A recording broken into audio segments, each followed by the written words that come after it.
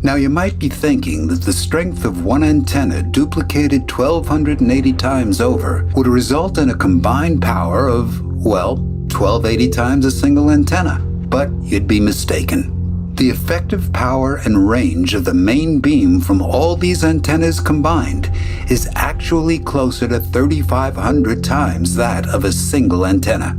The quick explanation is that by having these patterns of constructive and destructive interference, it's as if we took a single antenna, multiplied it by 1,280, and then placed a whole bunch of mirrors around it and left only a single hole for the main beam to exit through. The long explanation requires a ton of math and physics, so let's move on. Dishy McFlatface and the Starlink satellites undoubtedly have some rather complicated science and engineering inside, and to fully comprehend it all, you have to be a multidisciplinary student. To help you do that, check out Brilliant, which is sponsoring this video. Now let's continue exploring how a powerful beam can be continuously swept across the sky, and then how we fill it with hundreds of megabits of data every second. As a quick refresher from before, here's an array of 1,280 antennas, and we fed them all with the same 12 gigahertz signal in order to create a laser-like beam propagating perpendicular to Dishy. However, as mentioned earlier, we need to be able to angle this beam so that it points directly at the Starlink satellite zooming across the sky at 27,000 kilometers per hour. Using the motors isn't feasible because they would break within a month and aren't accurate enough. So the solution is to use what's called phased array beam steering. Well, let's go back to our two antenna example. Before, we were feeding the same signal to the two antennas, and thus the antennas were in phase with one another. Understanding phase is critical, so quickly, changing the height or amplitude of the signal is done by changing the power sent to the antenna, thus making the signal stronger or weaker. The frequency is how many peaks and troughs or wavelengths there are in 1 second, and changing the phase is shifting the signal left or right. Phase shifting is measured in degrees between 0 and 359, because if we shift the signal 360 degrees, or one full wavelength, then we're back at the beginning, exactly as if we were to loop around a circle. For example, here's a signal with a 45-degree phase shift. Here's another with a 180-degree shift, and then another with a 315-degree shift. Your eyes can't see differences in phase-shifted visible light. However, high-tech circuitry such as what's inside Dishy is really good at detecting and working with phase shifts. So then, how do we use phase shifting to angle the beam and have it point directly at the satellite? The solution is to phase shift the signal sent to one antenna with respect to the other antenna, and as a result, the timing of the peaks and troughs emitted from one antenna is different from the other. These peaks and troughs propagate outwards, and the location of the constructive interference is now angled to the left, with destructive interference everywhere else. If we change the phase of the antennas again, the zone of constructive interference is angled to the right. Therefore, by continuously changing the phase of the signals sent to the antennas, we can create a sweeping zone of constructive interference. Let's bring in 6 more antennas and simplify the visual so that we only see a section of the peaks from each wave. Far away from the antennas, the waves join to form a wavefront that is a planar wave, kind of like ocean waves crashing on a shoreline. Just as before, by continuously changing the timing of when each wave peak is emitted by each antenna, we can change the angle at which the wavefront is formed, essentially steering the beam in one direction or another. And if we bring in more antennas in a 2-dimensional array, we can now steer the beam in any direction within a 100-degree field of view. Let's move back to view all 1280 antennas in Dishy. In order to know the exact angle the beam needs to be pointed or steered, we use the GPS coordinates of Dishy from this chip over here, along with the orbital position of the Starlink satellite, which is known in Dishy software.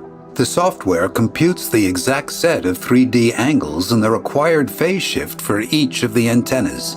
These phase shift results are then sent to the 20 larger chips called beamformers, and each beamformer coordinates between 32 smaller chips called front-end modules, each of which controls 2 antennas. Every few microseconds, these computations are recalculated and disseminated to all the microchips in order to perfectly aim the beam at the satellite.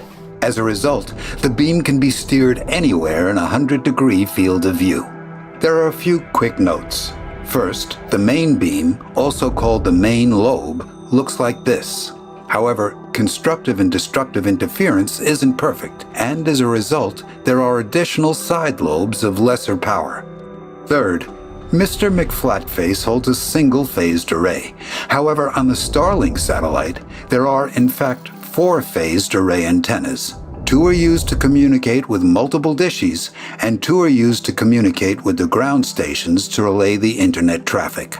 And fourth, phased arrays are used in many applications, and interestingly, they're used on commercial airlines to allow for mid-flight internet. So this video also tangentially explains how mid-flight internet works. Before we explore how actual data is sent, we want to mention that this video took a month to research, 24 script revisions, and 2 months to model and animate. If your mind is blown by the complexity of this technology and the depth of this video, click the subscribe button, like this video, write a comment below, and we'll be sure to create more videos like this one. The third topic we're going to dive into is how information gets sent between Dishy and the Starlink satellite. For example, we've talked about high-frequency sinusoid-shaped electromagnetic waves, but that doesn't look anything like binary, and even less like your favorite TV show. So, what's happening? Well, Dishy and the satellite indeed send a signal that looks like this. However, they vary the amplitude and the phase of the transmitted signal and then assign or encode 6-bit binary values to each different combination or permutation of amplitude and phase. With 6 bits, there are 64 different values, and thus we need 64 different permutations of amplitude and phase. However, instead of listing all the permutations, it's more easily visualized by arranging the 64 different values in a graph called a constellation diagram as shown. Let's look at the point 011101 and draw a line from the origin to this point. The distance from the origin is the amplitude of the signal, and the angle from the positive x-axis is the phase. It's a bit like using polar coordinates. Thus, for Dishy to send these 6 bits, it transmits a signal with an amplitude of 59% and a phase shift of 121 degrees. Then, if the next value being sent is 101000, the signal switches to an 87% amplitude or brightness and a 305-degree phase shift.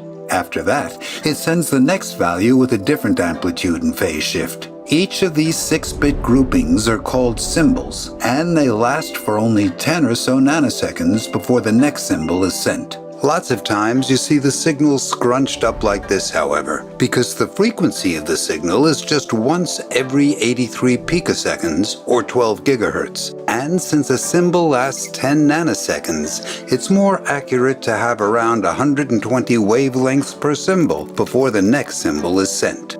Because we're dealing on the order of pico and nanoseconds, that means that we can fit 90 million 6-bit groups or symbols, resulting in 540 million bits per second. However, note that this data transfer is shared between download and upload. Since this particular antenna can't transmit and receive data at the same time, about 74 milliseconds of every second is used to send data from Dishy to the Starlink satellite, and 926 milliseconds is used to send data from the satellite down to Dishy.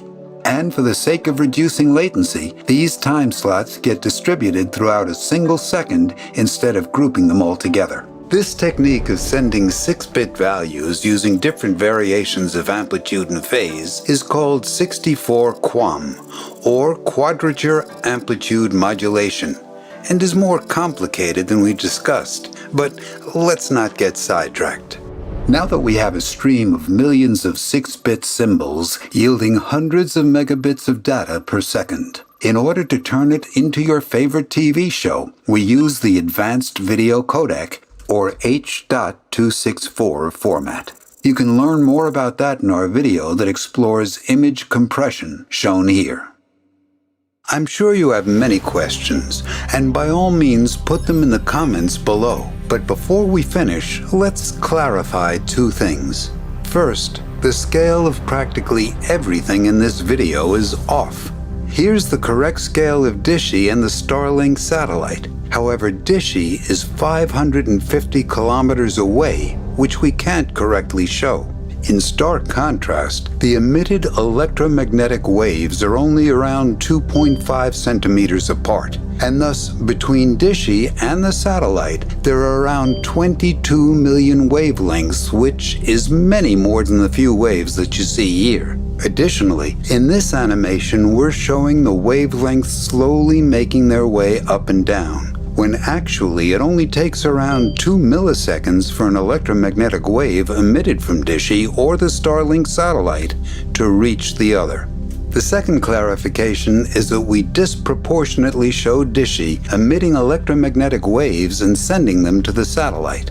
In reality, the satellite dishes more frequently in receive mode, and the steps and physics of receiving an electromagnetic wave are similar to emitting one, just in reverse. That's pretty much it for how Starlink